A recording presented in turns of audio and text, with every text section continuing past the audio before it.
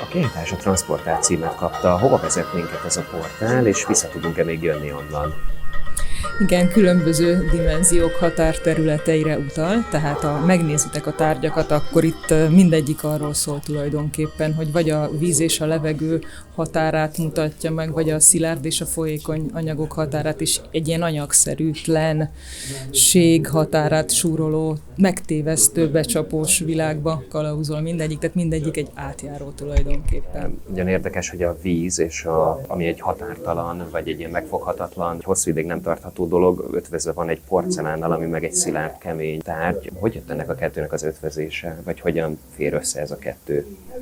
Igen, hát a megnyitó beszédben is elhangzott, hogy a metafizika, tehát a kvantummechanika, kvantumfizika határát kutatom, a mozgással foglalkozom tulajdonképpen, a hullámterjedéssel, a dolgok eredendő hullámtermészetével.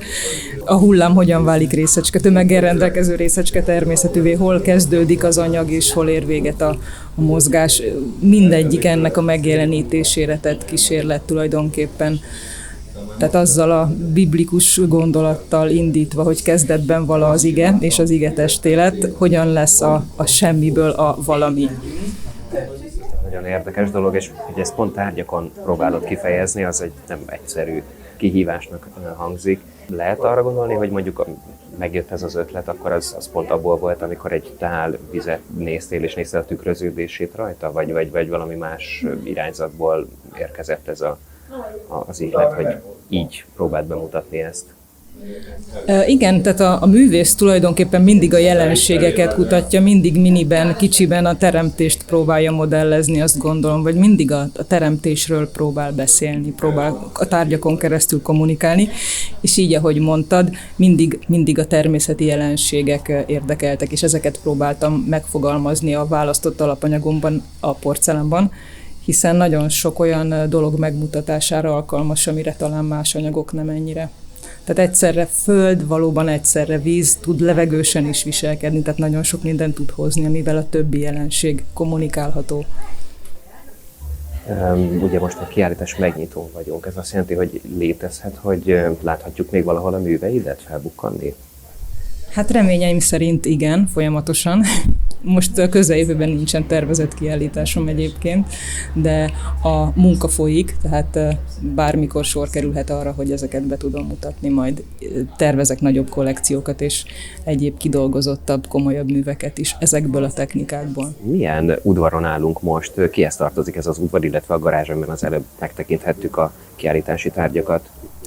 Ez a Köztér 18 közösségi alkotótér, ami egyrészt az I.S. gimnáziumnak a keramikus szakképzésnek a helyszíne, másrészt pedig hozzánk tartozik a Garázs Galéria, ami itt van a kert végében, ami eredetileg az épülethez tartozó garázs.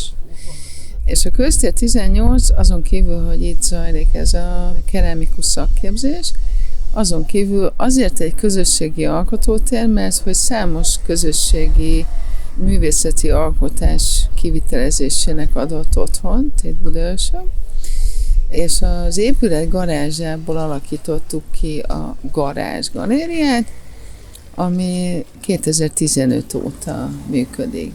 Illetve hát ez az egész tér 2015 óta működik, tehát most vagyunk 10 évesen.